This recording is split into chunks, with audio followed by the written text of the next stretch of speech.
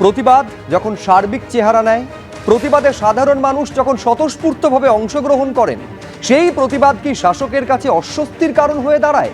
আর তাকে স্তব্ধ করতে রাষ্ট্রযন্ত্রকে কি ব্যবহার করে শাসক? এই আলোচনায় অন্তত তিনটি দৃষ্টান্ত আপনাদের সামনে আমরা রাখবো, যেগুলোকে হাতিয়ার করে বিরোধীরা সরাসরি নিশানা করেছে শাসককে। এরই পাশাপাশি আজ নজরে থাকবে কর্মবিরতি প্রত্যাহার করে আজ থেকেই জরুরি পরিষেবা শুরু করলেন জুনিয়র ডাক্তাররা। কিন্তু শুরুতে গুরুত্বপূর্ণ কিছু বিষয়। আরজিকর কাণ্ডে এবার বিরূপাক্ষ অভিজ্ঞকে জিজ্ঞাসাবাদ সিবিআই এর। সকাল থেকে জিজ্ঞাসাবাদ পর্ব শুরু হয়েছে, এখনো চলছে। স্বাস্থ্য ভবনের সামনে মুছল প্রতিবাদের ভাষা, কণ্ঠরোধের চেষ্টা, আক্রমণে জুনিয়র ডাক্তাররা। স্বাস্থ্য ভবনের সামনে দীর্ঘদিন যারা আন্দোলন করেছেন, যা লেখা তারা লিখেছিলেন, প্রতিবাদের সমস্ত ভাষা মুছে দেওয়া হলো। উদ্দেশ্য নিয়ে প্রশ্ন তুলছেন জুনিয়র ডাক্তাররা। জামিন অযোগ্য ধারায় মামলা, রাত দখলের আয়োজকদের থানায় তলব করা হয়েছে। একেবারে এই থানায় তলব করা হয়েছে এই কথা বলে যে 3টি জামিন অযোগ্য ধারা এই মামলার ক্ষেত্রে রুজু করা হয়েছে। আরজিকর কাণ্ডের প্রতিবাদ, বাঁকুড়ায় 2 ছাত্রীকে বের করে দিলেন শাসক অধ্যাপক। একেবারে স্পষ্ট যাদের অভিযোগ করছেন যে যেহেতু তারা প্রতিবাদ করেছেন সেই কারণে তাদের ক্লাস থেকে বের করে দেওয়া হয়েছে। শাসক অধ্যাপকের অবশ্য বক্তব্য যে এই আন্দোলনের নামে জোর করে তারা টাকা আদায় করছিলেন, কিন্তু অভিযোগ গুরুতর। কর্মবিরতি প্রত্যাহার, জরুরি বিভাগে কাজে ফিরলেন জুনিয়র ডাক্তাররা। এই একাধিক ছবি সকাল থেকে আপনাদের দেখিয়েছি। শুধু কাজে ফিরেছেন তা নয়, অভয়া ক্লিনিক করে এমনকি বানভাসী এলাকায় তারা একেবারে জল পেরিয়ে গিয়ে তারা চিকিৎসা পরিষেবা, স্বাস্থ্য পরিষেবা পৌঁছে দিচ্ছেন। ওষুধ ত্রাণ নিয়ে নৌকা চড়ে বানভাসী গ্রামে জুনিয়র ডাক্তাররা, চলছে অভয়া ক্লিনিক। একেবারে ঠিক যেমনটা বলেছিলেন, একদিকে যেমন হাসপাতালগুলোতে জরুরি পরিষেবায় তারা কাজে ফিরেছেন, একই সঙ্গে অভয়া ক্লিনিক তারা চালাচ্ছেন। এবং একইভাবে আপনাদের সামনে আমরা রাখবো যে কিভাবে প্রাকৃতিক প্রতিকূলতা তাদের এই প্রচেষ্টায় কোনো অন্তরায় হয়ে দাঁড়াতে পারেনি। কিন্তু শুরুতে আপনাদের দেখাতে চাইবো যে বিরূপাক্ষ বিশ্বাস এবং অভিক দেব, একজনকে সকাল 9:50 থেকে এবং আরেকজনকে দুপুর 1:50 থেকে দীর্ঘ জিজ্ঞাসাবাদ চলছে সিবিআই এর তরফে। সরাসরি সুকান্ত মুখোপাধ্যায় আমাদের প্রতিনিধি রয়েছেন, অর্থাৎ একদিকে 8 ঘন্টা আর একদিকে 4 ঘন্টা টানা জিজ্ঞাসাবাদ চলছে। সুকান্ত, কি আপডেট? দেখো, বিরূপাক্ষ বিশ্বাস এবং অন্যদিকে হচ্ছে অভিক দে, দুজনকেই কিন্তু টানা জিজ্ঞাসাবাদ করা হচ্ছে। আজকে 9:50 এখানে এসেছিলেন বিরূপাক্ষ এবং 10টার কিছু পর থেকে তার বয়ান রেকর্ড পর্ব চলছে।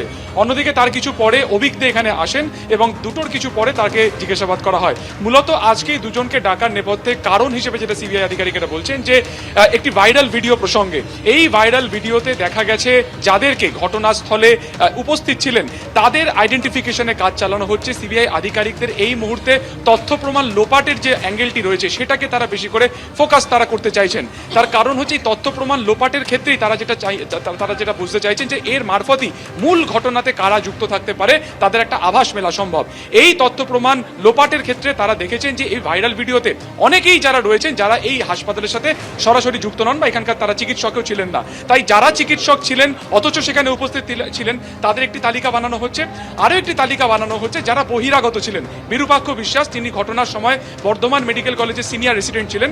অন্যদিকে অভিক দে, তিনি এসএসকেএম হাসপাতালে ছিলেন। ফলত কোন পরিপ্রেক্ষিতে, কোথা থেকে খবর পেয়ে, কার নির্দেশে তারা সেদিনকে ঘটনাস্থলে ছিলেন বা হাসপাতাল চত্বরে পৌঁছেছিলেন এটা জানা জরুরি। দুজনের বিরুদ্ধেই অভিযোগ যে দুজনই প্রাক্তন অধ্যক্ষ সন্দীপ ঘোষের ঘনিষ্ঠ। ফলত এই দিক থেকে দাঁড়িয়ে যে তারা এই খবর কখন পেয়েছিলেন, বিশেষ করে অভিক দে, তাকে ঘটনাস্থলে তদন্তকারী, কলকাতা পুলিশের তদন্তকারী দলের সাথেও কিন্তু একাধিকবার ঘুরতে দেখা গেছে।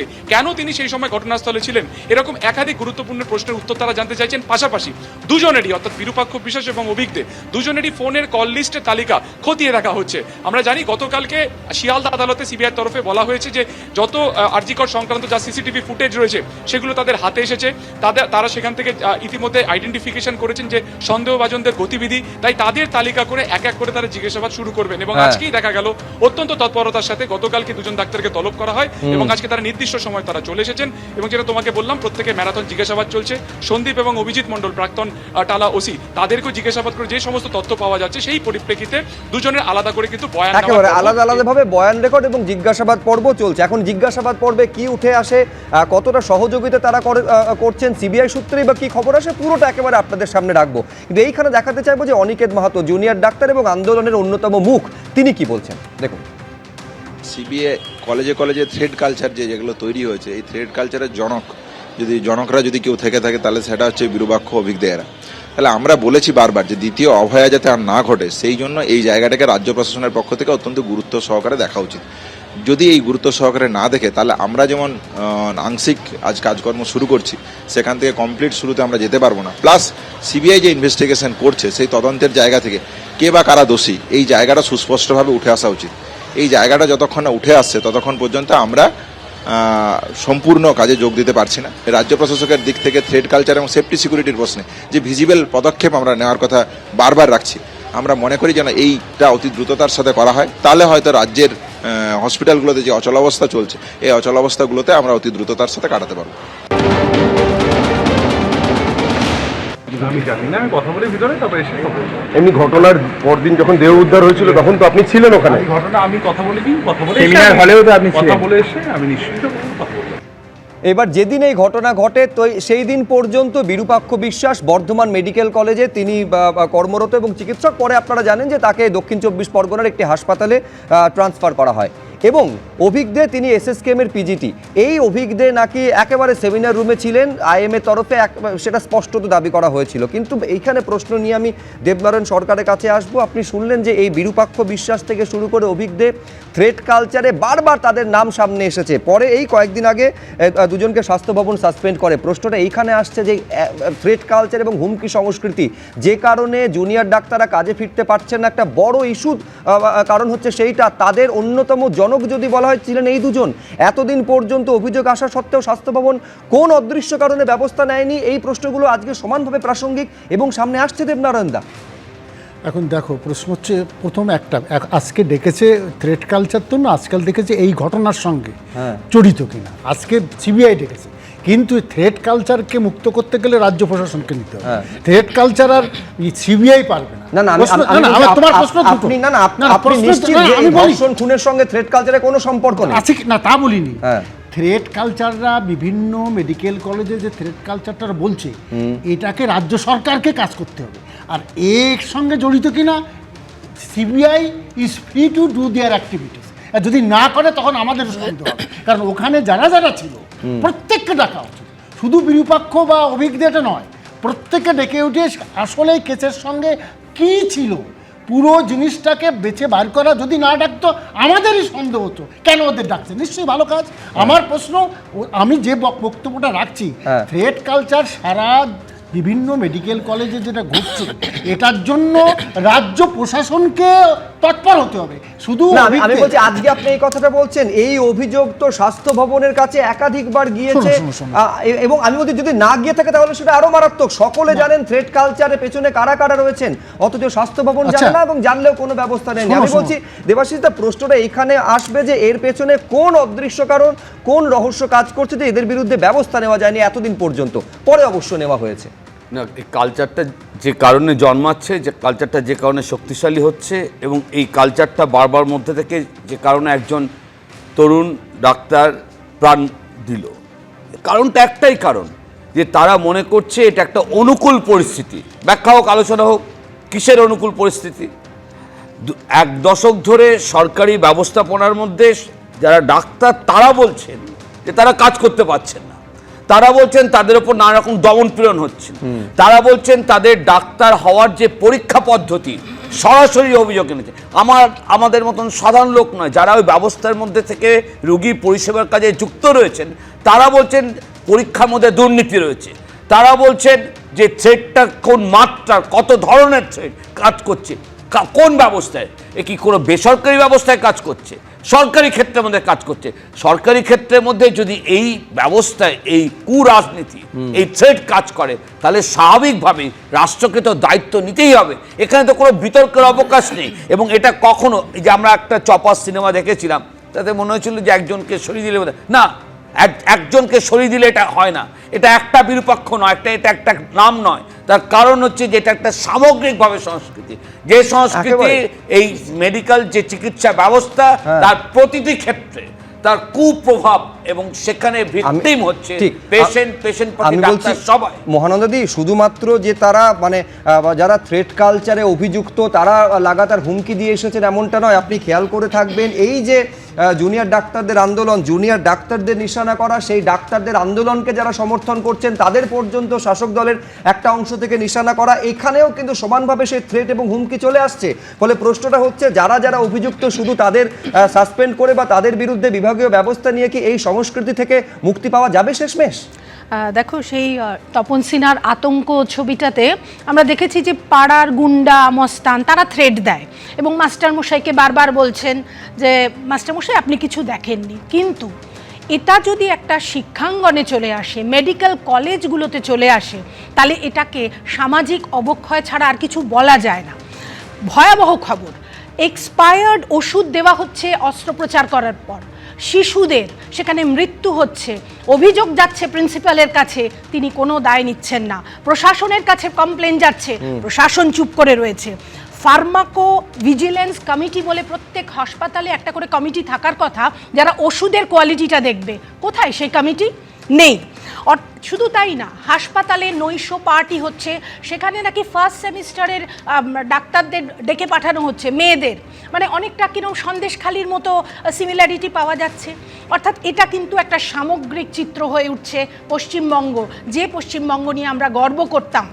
এবং আরেকটা কথা হচ্ছে, জানতে পারলাম পড়ে যে উপাচার্য নিয়োগ থেকে শুরু করে কর্মী পর্যন্ত সব ওই কয়েকজনের হাতে, এবং একজন উপাচার্যকে নাকি পরবর্তীকালে প্রিন্সিপাল পদে আনা হয়েছে শুধুমাত্র এই দুষ্কর্মগুলো চালনা করার জন্য। অর্থাৎ উপাচার্য থেকে তাকে ডিমোশন করা হচ্ছে এবং তিনি সেটা মেনে নিচ্ছেন।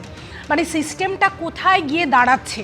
এখন একটা প্রশ্ন হচ্ছে যে দুষ্কৃতকারী সমস্ত পেশায় মানুষের মধ্যে থাকবে, কিন্তু তাদের নিয়ন্ত্রণ করবে কে? নিয়ন্ত্রণ করার দায়িত্ব হচ্ছে প্রশাসনের, রাষ্ট্র ব্যবস্থার। এবং রাষ্ট্র ব্যবস্থার মধ্যে যদি এই সন্ত্রাস দুষ্কর্ম ঢুকে যায় তাহলে কিন্তু সেটা স্বৈরতান্ত্রিক রাষ্ট্র ব্যবস্থা। যে নিয়ন্ত্রণের কথা বলছেন, যে লাগাম পড়ানোর কথা বলছেন, সেটা নেই বলেই আমি বলছি সেটা শিক্ষা ক্ষেত্রে হতে পারে, সেটা স্বাস্থ্য শিক্ষা ক্ষেত্রে হতে পারে, বিভিন্ন পুরো দুর্নীতি থেকে হতে পারে, বিভিন্ন জায়গায় এই দুর্নীতি মাথাচাড়া। এবং আপনি যেটা বলছিলেন মহিরুহর আকার এই কারণে নিয়েছে যে সেই নিয়ন্ত্রণটা কোথাও নেই, বা নিয়ন্ত্রণটা অত্যন্ত সচেতনভাবে রাখা হচ্ছে না, এগুলোকে বাড়তে দেওয়া হচ্ছে। আমার দুপাশে দুটো ছবি আপনারা দেখতে পাচ্ছেন। বাঁ পাশে যে ছবিটা দেখছেন এটা হচ্ছে গতকাল পর্যন্ত ছিল স্বাস্থ্য ভবনের সামনে, যখন ধর্ণা আন্দোলনের একেবারে শেষ দিন ছিল। আর এই যে ছবিটা দেখছেন এটা হচ্ছে আজকের ছবি।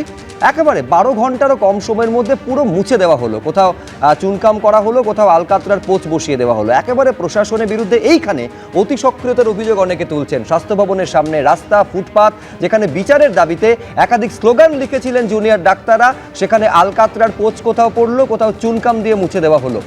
প্রতিবাদের ভাষা মুছতে সকাল সকাল দেওয়ালে দরজায় চুনকাম করে দেওয়া হলো। আমি এইখানে অঙ্কন দত্তর কাছে আসতে চাই। আমি বলছি অঙ্কন, টাইম লাইনটা একটু দর্শকদের বলি। গতকাল আপনারা জানেন যে এই স্বাস্থ্য ভবনের সামনে ধর্না, বিকেল 4টের পর তারা এখান থেকে অভিযান শুরু করেছিলেন সিজিও পর্যন্ত। 4টের পর গতকাল রাত থেকে কিন্তু একদম মোছার কাজ শুরু হয়ে গেল, গতকাল রাতে একবার এবং তারপর সকালে আজকে স্ট্রিট মোছা শুরু হয়ে গেল। আমি বলছি তোমরা বিরোধীরা প্রায় এটা অভিযোগ করে থাকো সরকার এবং প্রশাসনে তাদের 18 মাসে বছর, এক্ষেত্রে কিন্তু কয়েক ঘন্টার মধ্যে পুরো সাফ করে দেওয়া হলো। তৎপরতাকে অ্যাপ্রিসিয়েট করা উচিত তোমাদের। এই আলকাতরার যে পোচ আমরা দেখতে পেয়েছি, আসল আলকাতরার কালো তো লেগেছে শাসকের মুখে। যখন এই অভয়ার মতো ঘটনা ঘটেছে, যখন স্বাস্থ্য পরিকাঠামোয় আমরা এই হেন দুর্নীতি দেখতে পেয়েছি, আমরা দেখতে পেয়েছি এরকম থ্রেট কালচার, তো আসল কালো, আসল আলকাতরা তো শাসকের মুখে পড়েছে। তাই এখন শাসক নিজেদেরকে মুখ রক্ষা করতে পারে, ওই প্রতিবাদের মুখে আলকাতরা মাখিয়ে দিচ্ছে। কিন্তু এইভাবে কি প্রতিবাদের ভাষাকে কখনো দমানো যায়? প্রতিবাদের শব্দ, প্রতিবাদের সুর, প্রতিবাদের যে সারবত্তা, সেটা তো প্রত্যেক বাঙালির মনের মধ্যে ঢুকে গেছে। জাস্টিস ফর আরজি কর প্রত্যেক বাঙালির মনে মননে ঢুকে গেছে। আপনি সেখানে কোন আলকাতরা দেবেন? আপনার লজ্জা করছে না? এই যে আজকে যে অভিজ্ঞতা সিজিও কমপ্লেক্সে গিয়ে জবাব দিচ্ছে, তাকে ওই DC central Indira Mukherjee press conference করে বলছে যে ইনি হচ্ছেন ফিঙ্গারপ্রিন্ট বিশেষজ্ঞ। বেশ, এই তো সিস্টেমের উপর দেবনারায়ণ সরকার, এই ইন্দিরা মুখার্জিকে আজকে তদন্তের আওতায় আনা উচিত। প্রতিবাদের ভাষা সত্যি কি শাসককে এতটা বিড়ম্বনায় ফেলছে যে এত দ্রুত সেগুলো মুছে ফেলতে হলো? খুব প্রয়োজন ছিল। আমার সময় দয়া করে বলো না, আমি কথাটা বলছি। হ্যাঁ, একটা ব্যাখ্যা তোমার এটাই হচ্ছে, কিন্তু মহাত্মা গান্ধী এটাও বলেছে, cleanliness is next to godliness. গোটা বলতে দাও। হ্যাঁ, এইটা বলবেন না দয়া করে। আমি বলছি আরজি করের ঘটনা আমি আর একেবারে বলবো না। স্বচ্ছ আমি ভাবমূর্তিতে কি তোমার সময় বলেছি? কতটা পরিচ্ছন্ন না, করে- না, না, না, আরে বলতে দাও না, নিশ্চয়ই না না, না, অঙ্কন না, আমি অঙ্কনকে থামাচ্ছি, আমি অঙ্কনকে থামাচ্ছি, আমি একেবারে অঙ্কনকে অ্যালাউ করবো না। না, দেবনারায়ণ সরকার, প্লিজ, না, কি দেবনারায়ণ, বললাম কি? দেবনারায়ণ। আমার তোমার ব্যাখ্যাটা আমি একেবারে একটা ব্যাখ্যা পছন্দ নাই হতে পারে, একটা বলতে দাও নয়। দেবনারায়ণ। ব্যাখ্যা তোমার একটা থাকতে পারে, আরেকটা ব্যাখ্যা। হ্যাঁ, আরেকটা শোনো, ব্যাখ্যা। পরিষ্কার হচ্ছে, দেখো জিনিসটা আমি সকাল থেকে দেখছি, বিভিন্ন ময়লা মজ খুব খারাপ দেখাচ্ছে। পরিষ্কার পরিচ্ছন্নতা ধার্মিকতার লক্ষণ, যেটা আজকে নয়, মানে মহাত্মা গান্ধী এও বলেছে sanitation is more important than independence. তার মানে পরিষ্কার পরিচ্ছন্নতা পরিষ্কার করতে হবে না। তোমার তোমার দাঁড়াও, তোমার সময় দাঁড়াও। আরে, তোমার সময় দাঁড়াও, অঙ্কন দাঁড়াও, অঙ্কন দাঁড়াও, অঙ্কন দাঁড়াও। তোমার সময় আছে, তুমি বলো। কি হচ্ছে না? তোমার সময়। আচ্ছা, পরিচ্ছন্নতা। এই যে ছবি আপনারা দেখতে পাচ্ছেন আরজিকর কাণ্ডের প্রতিবাদে এবং বিচারের দাবিতে যারা বিজয়গড় জ্যোতিষ রায় কলেজের প্রাক্তনী তারা এবার রাস্তায় নেমেছেন। একেবারে বিজয়গড় থেকে শুরু করে যাদবপুর পর্যন্ত তারা হাঁটছেন। এবং খেয়াল করুন, যারা প্রবীণ, যারা একটা সময় সেখানে পড়াশুনো করেছেন, আজকে একেবারে জীবন সায়ান্নে অনেকে এসে পৌঁছেছেন, তারা পর্যন্ত রাস্তায় নামছেন। সরাসরি ঐশী মুখোপাধ্যায় সেই ছবিটা এই মুহূর্তে তুলে ধরবেন। আমি দেখতে পাচ্ছি তোমার পেছনে সেই মিছিল পায়ে পায়ে এগোচ্ছে। ঐশী, একেবারে শুভ্রজিৎ, শহরের এক প্রান্তে যখন দেখা যাচ্ছে প্রতিবাদের ভাষা মুছে ফেলা হচ্ছে, শহরকে সাজিয়ে তোলা হচ্ছে উৎসবের সাজে, তখনই কোথাও গিয়ে প্রতিবাদকেই উৎসব মেনে এই মুহূর্তে ফের প্রতিবাদ মিছিলে নেমেছে বিজয়গড় জ্যোতিষ রায় কলেজের প্রাক্তনীরা। তাদের কণ্ঠে এখন একটাই স্লোগান, বিচার পাবে অভয়া তবেই হবে মহালয়া। অর্থাৎ উৎসবে মেতে ওঠার আগে তারা বিচারের দাবি নিয়ে এখনও সোচ্চারে স্লোগান তুলে পথে পথে হাঁটছেন, পথে নামছেন এবং তারই সঙ্গে স্লোগান তুলে সেই বিচারের দাবি বারংবার মনে করিয়ে দিচ্ছেন। অনেক প্রাক্তনী রয়েছেন, বয়োজ্যেষ্ঠ অনেকে রয়েছেন, তাদের থেকে জিজ্ঞেস করব, বিচারের দাবিতে 43তম দিনেও আপনারা একেবারে আন্দোলনে অব্যাহত মিছিল করছেন, কি বলবেন? না, এটা তো যতক্ষণ না আমরা বিচার পাচ্ছি ততক্ষণ তো এই আন্দোলন চলবেই।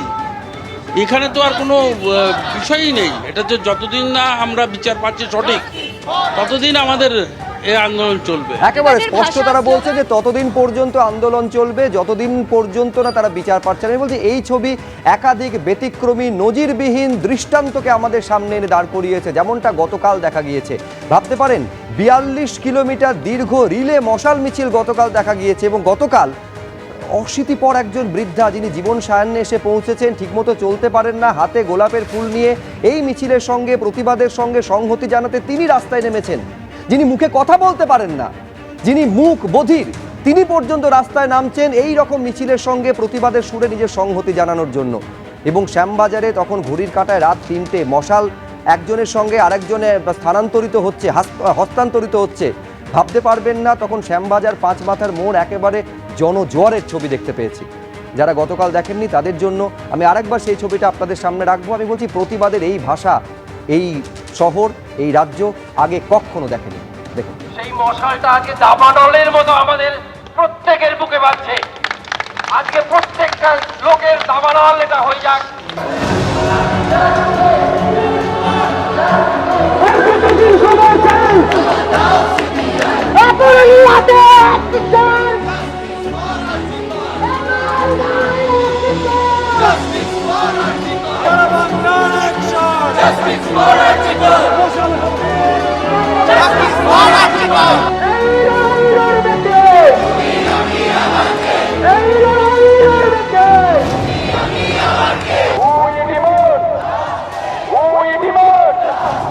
আমার মনের বিচার চাই, আমার মেয়ের বিচার চাই। আমরা আবারও প্রতিজ্ঞা করছি, এই আগুনকে আমরা নিভতে দেবো না যতদিন না আমার মনের বিচার চাই, ততদিন না আমার মনের বিচার পাই। আমরা এই আগুনকে নিভতে দেবো না, আমরা এই রাজপথে থাকবো। আজকে আমার একটা মেয়ে আজকে এত সুন্দর বুদ্ধিমান ছেলে মেয়ে আমি পাশে পেয়েছি বলে আজকে আমার এই লড়াই, আশা করছি আরো এগিয়ে নিয়ে যেতে পারবো। আজকে তারা যে আর্থিকভাবে কাজে ফিরেছে তার জন্যে তাদের সত্যি মানে তাদের সঙ্গে আমি একমত, কারণ মানুষের সেবা হচ্ছে তাদের প্রথম ধর্ম এবং এই সেবার মধ্য দিয়েই তারা আন্দোলনটা চালিয়ে যান, আমি এটাও চাইব।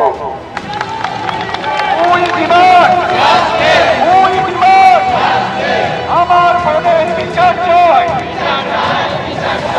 We want justice, we demand justice, and we definitely deserve that. প্রতিবাদের এই ভাষা, যেটা কখনো দেওয়ালে লেখা হচ্ছে, যেটা কোথাও রাস্তায় লেখা হচ্ছে, উই ওয়ান্ট জাস্টিস, আমরা বিচার চাই, তিলোত্তমার বিচার চাই, ধর্ষকদের শাস্তি চাই, এই লেখাগুলো আসলে জানেন তো শহরকে নোংরা করে। শহর ভীষণ নোংরা হয়ে যায়, ফলে শহরকে তো একটু একটু সৌন্দর্যায়ন, একটু বিউটিফিকেশন তো প্রয়োজন। সেই জন্য একেবারে যেই মুহূর্তে স্বাস্থ্য ভবন থেকে বেরিয়ে যাচ্ছেন জুনিয়র ডাক্তাররা, তারা তাদের আন্দোলন তুলে নিচ্ছেন, সঙ্গে সঙ্গে একেবারে এসে সম্পূর্ণ কোথাও আলকাতরা দিয়ে, কোথাও চুনকাম করে সব মুছে দেওয়া হলো। আসলে বিউটিফিকেশনটা তো সবার আগে দরকার। প্রতিবাদ তো চলতেই পারে। বলছেন কি বলছেন একবার শুনুন। কলকাতা পুরসভার যিনি মাননীয় মেয়র, রাজ্যের মন্ত্রী, কি কারণে মোছা হলো তার ব্যাখ্যাটাও শুনুন একবার, দেখুন। না, আমরা আন্দোলনের জন্য না, এনকেডিএ জায়গাটা হচ্ছে প্রচুর বাইরের মানুষ আসে, এবং আমি মেয়র হিসেবে বারবার করে অ্যাপিল করেছি, আমি আমার নিজের ইলেকশনে দেওয়াল লেখাই না, যে দেওয়াল লেখাটা হচ্ছে দেওয়ালটা নোংরা হয়ে যায়। আমরা দেওয়ালগুলো যাতে সুন্দর থাকে, যাতে রং ঠিক থাকে, সেটা দেওয়া। ওনার আন্দোলনের ব্যাপারে আমার কিচ্ছু বলার নেই, কিন্তু আমি একটা অফিসে যাব, সেই জায়গাটা সুন্দর হবে না, আমি একটা এলাকায় যাব, যে এলাকাটা সুন্দর থাকবে না, এটা ঠিক না। আমাদের পরিবেশটাকেও ঠিক রাখতে হবে। আপনি খেয়াল করুন দেবাশিস দা, পরিবেশকে ঠিক রাখতে হবে। প্রতিবাদের ভাষা কেউ যদি দেওয়ালে লেখেন তাহলে দেওয়াল নোংরা হয়, সে কারণে দেওয়াল মুছে দেওয়া হয়। ঠিক যেভাবে মাথা ভাঙায় এইরকম একটা রাত দখলে, যেখানে রাস্তায় লেখা হচ্ছিল যে উই ওয়ান্ট জাস্টিস, একইভাবে তাদেরও মনে হয়েছে নোংরা হচ্ছে, সেই কারণে মুছে দেওয়া হয়েছে। আপনি ফিরে যান বছর চারেক আগে, তখন আমেরিকার রাষ্ট্রপতি ছিলেন ডোনাল্ড ট্রাম্প, তিনি যখন ভারত সফরে এসেছিলেন, একইভাবে ওই বস্তিগুলো যাতে ডোনাল্ড ট্রাম্পের নজরে না পড়ে 8 ফুট উঁচু দেওয়াল তুলে দেওয়া হয়েছিল, তখন এই বিউটিফিকেশন যুক্তি দেওয়া হয়েছিল। বক্তব্য এবং প্রশ্নটা আমার স্পষ্ট দেবাশিস দা, সেটা হচ্ছে সেটা প্রতিবাদের ভাষা হতে পারে, সেটা সরকারের ব্যর্থতা হতে পারে, যখনই তা শাসকের কাছে অস্বস্তির কারণ হয়ে দাঁড়ায়, হয় মুছে দেওয়া হয় কিংবা দেওয়াল তুলে দেওয়া হয়, যা গুজরাট বা অন্য রাজ্যে সত্যি, একইভাবে বাংলাতেও সত্যি। না, এটা আসলে খুব লজ্জার এবং ধিক্কার জানানোর মতন কিছু ছবি তোমাদের টিভিতে দেখছি, যেটা সবসময় খেয়ালে রাখতে হবে যে 42 দিন ধরে এবং গতকাল যে 42 কিলোমিটার দূরত্ব যেভাবে মিছিল হয়েছে, একই সাথে ডাক্তার মেয়েরা কাঁদছে এবং স্লোগান দিচ্ছে জাস্টিস ফর আরজি কর, তার বিশেষ বার্তা যদি রাষ্ট্র না বোঝে, তাহলে সেটা রাষ্ট্রের ভাবতে হবে তার আগামী দিন কোথায় দাঁড়িয়ে রয়েছে। কখনো এই জিনিসকে আন্ডু করা যায় না। যে পরিবারের মেয়ে খুন হয়েছে, ধর্ষণ হয়েছে, সেটা যেরকম আন্ডু করা যাবে না, ওই ক্ষতিটাকে যেরকম আন্ডু করা যাবে না। এই ডাক্তাররা যেভাবে আমাদের রাজ্যে সারা দেশে একটা আন্দোলনের চেহারা দেখালো, একে আন্ডু করা যায় নাকি? এতে ভয়ঙ্কর মূর্খ এবং শিক্ষার অভাব ঘটলে এরকম একটা অ্যাটেম্প্ট হতে পারে। প্রশ্নটা হচ্ছে যে এই যে ধরো স্লোগানগুলো এসছে, বহুদিন তুমি সাংবাদিকতা করছো, আমরা এখানে আছি, আমরা পশ্চিমবঙ্গের মানুষ এরকম স্লোগান শুনেছি। এই স্লোগানগুলো কি কোনো পলিটিক্যাল স্লোগান? অ্যাবসলিউটলি না। একটা মেধা থেকে বাস্তব অবস্থায় দাঁড়িয়ে স্লোগান উঠেছে। আমরা আন্দোলনের যে ধারাগুলো দেখেছি, আমরা কখনো পশ্চিমবঙ্গে বা আমাদের দেশে এত মেধা সম্পন্ন এবং এইরকম একটা খুন হয়ে যাওয়ার পর মেধাকে সামনে রেখে যে আন্দোলন দেখেছি, একে তুমি আন্ডু করতে পারবে? কিছু কালো আলকাতরা ব্যবহার হতে পারে। আসলে আলকাতরার ব্যবহার আমি একটু অন্যভাবে বলি, আলকাতরার ব্যবহারটাই তো বেশি হয়ে গেছে, সেটাকেই তো আন্ডু করতে হবে। যে এই যে আলকাতরা যখন রাষ্ট্র ব্যবস্থার কর্মকাণ্ডের ওপর গভীর পোঁচ পাঁটছে, আমি দেবাশিস সরকারের থেকে একটু ডিফার করে দেবনারায়ণ সরকারের কাছে আসবো। দেবাশিস বলছেন যে রাষ্ট্র যদি এই প্রতিবাদের ভাষা না বোঝে, আমি বলছি প্রতিবাদের ভাষা না বোঝে নাকি প্রতিবাদের ভাষা বিলক্ষণ বোঝে, সেই কারণে যেটা অনেকে বলে থাকতেন যে সিঁদুরে মেঘ দেখছে, সেই কারণে এই তৎপরতা দেখা যাচ্ছে। মানবেন দেবনারায়ণ দা? জনতার পাশে পাশে উজ্জ্বল পতাকা নিয়ে হাতে, চলুক নিন্দাকে ভুলে ঠেলে, গ্লানি ভুলে আঘাতে আঘাতে, সুকান্ত ভট্টাচার্যের কবিতা। প্রশ্ন হচ্ছে আমু হাঁটিনি তা নয়, সাধারণ মানুষ হিসাবে রাজনীতি চলে যাক, এটা একটা আনপ্রেসিডেন্টেড যে আজকে একজন আমাদের মধ্য থেকে একজনকে চলে যেতে হলো, যার নিষ্পাপ একটা নিষ্ঠুরভাবে তাকে চলে যেতে হলো, মর্মান্তিকভাবে তাকে চলে যেতে হলো। এই আন্দোলনটা দরকার ছিল। সারা ভারতে কি হচ্ছে আজকে এর থেকে দেখিয়ে দিল। না, আমি বলছি শুধু একটা অংশ আপনি miss করে পশ্চিমবঙ্গে যাচ্ছেন। না। নিশ্চয়ই, আমি তা নয়, আপনি এটা miss এটার করে- সঙ্গে আমি ধরিয়ে আপনি দিই। ভাবছেন কেন? আমি ধরিয়ে দিই। আমি যে আন্দোলনে নেই তা কি করে ভাবছেন? আপ থাকুন না, থাকা তো তাতে উচিত। কি হয়েছে? আমি বলছি সব স্তরের না। মানুষকে বিচারের দাবিতে আন্দোলনে নামা অবশ্যই, উচিত, এই বিষয়ে কোনো দ্বিমত অবশ্যই, থাকতে পারে এটা না। অন্য কিন্তু আমি জিনিস। বলছি আপনি একটা এটা জিনিস miss যাই করে হোক না যাচ্ছেন, কেন, সেটা অন্য হচ্ছে জিনিস। যে এর সঙ্গে- নৃশংস এর ঘটনা সঙ্গে ঘটলো এবং যে অভিযোগগুলো এলো, যে তারপরে প্রমাণ লোপাটের আপ্রাণ চেষ্টা করা হলো, সেটাও তো বলতে হবে তো। তাদের পেয়ে একেবারে বিচারের কারাগারে দেখে হত্যা করা হোক, ফাঁসি দেওয়া হোক, এইটাই যত সময় পর্যন্ত না হয় আমরাও চালাবো, কোনো কথা নেই। আমি কার সমর্থকে ও কার সমর্থক, এটা ডাজ নট ম্যাটার। দেবনানন্দ, আপনি বলেন না বিচারের দাবিতে, এই বিচারের দাবির কথাই লেখা ছিল দেওয়ালে, এই বিচারের দাবির কথাই রাস্তায় লেখা ছিল। আমরা তো দেখছি, এই তো আপনি তো বলছেন বিচারের দাবি, সেই কথাই তো লেখা ছিল। শুধু দেওয়ালে নয়, আপনি দেখছেন না সমস্ত জায়গায় পরিষ্কার পরিচ্ছন্ন করে। আচ্ছা, আমি একটা দেবাশিস দা বলাটা মনে পড়ে যাচ্ছে একটা খুব বিখ্যাত গান। আমি বলছি আমার একটা খুব বিখ্যাত গানের কথা মনে পড়ে যাচ্ছে, যে পাথরে লেখো নাম সে নাম মুখে মুছে যাবে, হৃদয়ে লেখো নাম সে নাম রয়ে যাবে। বলছি যে প্রতিবাদের ভাষায় হৃদয়ে লেখা হয়ে গেছে, সে নামকে মুছবে, সেই প্রতিবাদের ভাষাকে মুছবে কোন শক্তি? আমি এইখানে মহানন্দদির কাছে আমি অঙ্কন আসবো, আমি শুধু আরেকটা এর সঙ্গে সাপ্লিমেন্ট করে আমি বলেছিলাম অন্তত 3টে দৃষ্টান্ত দেখাবো। এইবারে তৃতীয় দৃষ্টান্ত, রাত দখল যারা করেছিলেন, রাত দখলের যারা আয়োজক ছিলেন, এবার তাদেরকে নোটিশ পাঠাচ্ছে পুলিশ। একেবারে পুলিশ শুধু নোটিশ পাঠাচ্ছে নয়, একেবারে জামিন অযোগ্য ধারা যোগ করা হচ্ছে। যৌথভাবে অপরাধমূলক কাজ সংগঠিত করার অভিযোগে এফআইআর রুজু করা হয়েছে। 3টি ধারা যেটা জামিন অযোগ্য এই আয়োজকদের বিরুদ্ধে সেখানে রুজু করা হয়েছে। 4 সেপ্টেম্বর বেহালায় রাত দখল কর্মসূচি, যার জন্য 5 জন আয়োজককে নোটিশ পাঠানো হয়েছে 19 তারিখ। এই 19 তারিখে 19 সেপ্টেম্বর এই 5 জন আয়োজককে নোটিশ পাঠিয়ে 7 দিনের মধ্যে ঠাকুরপুকুর থানায় তলব করা হয়েছে।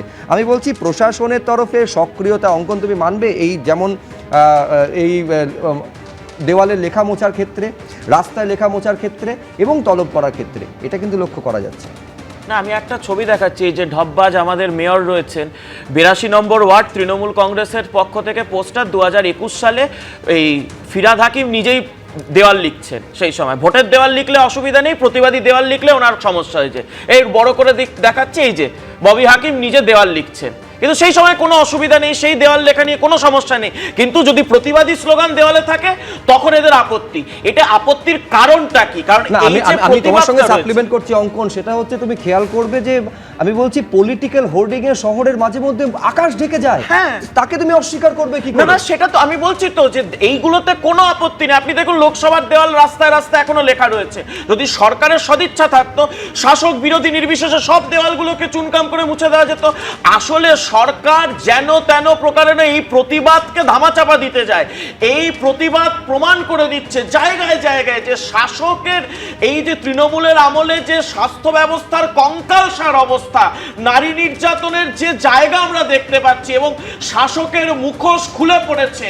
ওই স্বাস্থ্য ব্যবস্থার নীল সাদা রঙের হসপিটালের পেছনে যে কিচ্ছু নেই, বেড নেই, চিকিৎসক নেই, সেই সব একেবারে সেই প্রতিবাদের ভাষাকে স্তব্ধ করে দেওয়ার চেষ্টা। আমি দমদম পার্কের আরেকটা ছবি দেখিয়ে বিরতির পর মহানন্দা কাঞ্জিলালের কাছে আসবো, যে কিভাবে প্রতিবাদের ভাষাকে বারে বারে স্তব্ধ করে দেওয়ার চেষ্টার অভিযোগ শাসক দলের বিরুদ্ধে উঠছে। ফিরছি দ্রুত।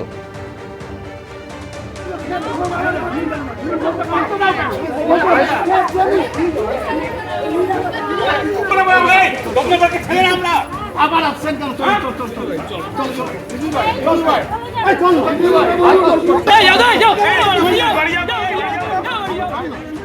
আমি মহানন্দাদির কাছে আসবো। এক তো হচ্ছে সেই চিঠি দর্শকদের দেখালাম, পুলিশের তরফে পাঠানো হয়েছে, যেখানে রাস্তা আটকে প্রতিবাদ এবং জাতীয় সড়ক আইনের ভিত্তিতে মামলা করা হয়েছে। আচ্ছা, এবার দমদম পার্কের যে ছবিটা আপনারা এই মুহূর্তে দেখতে পাচ্ছেন, সেখানে ওই জাস্টিস ফর আরজিকর যারা লিখছিলেন, তৃণমূল কাউন্সিলরের নেতৃত্বে মহানন্দাদি, তাদের বাধা দেওয়া হয়েছে। এবং কাউন্সিলরের বক্তব্য হচ্ছে সেরা পুজোর বিচার যারা করতে আসবেন, যারা পুজো দেখতে আসবেন, তারা যদি দেখেন জাস্টিস ফর আরজিকর লেখা আছে, কি ভাববেন তারা? আমি বলছি মানসিকতাটা কোন জায়গায় যাচ্ছে? দেখো, গণতন্ত্রে আন্দোলন থাকবে, না হলে সেটা গণতন্ত্র নয়। কিন্তু যেটা পয়েন্ট সেটা হচ্ছে যে রাজনৈতিক আন্দোলনকে প্রতিহত করতে রাজনৈতিক নেতারা অভ্যস্ত, কিন্তু গণ আন্দোলনকে নয়। এই যে আন্দোলনটা তৈরি হয়েছে এটা কিন্তু গণ আন্দোলন। এবং একটা কথা বলবো যে মাননীয় মুখ্যমন্ত্রী কিন্তু যখন আন্দোলন করেছিলেন শুধু রাজনৈতিক আন্দোলন নয়, সেটা গণ আন্দোলনে পরিণত হয়েছিল বলেই কিন্তু তিনি এই বদলটা আনতে পেরেছিলেন। কাজে এটা একটা এক্সাম্পল অবশ্যই। এবং এই আন্দোলনটা কিন্তু শুধু একটি মাত্র মেয়ের অত্যাচারের জন্য নয়, আন্দোলনটা কিন্তু একটা করাপ্ট সিস্টেমের বিরুদ্ধে, যেখানে পরীক্ষা না দিয়ে ডাক্তার শিক্ষক তৈরি হচ্ছে, যেখানে শিক্ষা স্বাস্থ্য এগুলো সমাজের জাতির বুনিয়াদ, সেইটাকে ধ্বংস করে দেওয়া হচ্ছে, তার বিরুদ্ধে মানুষের প্রতিবাদ। আর আরেকটা কথা নিশ্চয়ই বলবো যে একটা রিপোর্টে পাওয়া গেছে যে কটা রাজ্যে এই ধর্ষণের শাস্তির হার 10%-এরও কম, তার প্রথমে রয়েছে পশ্চিমবঙ্গ।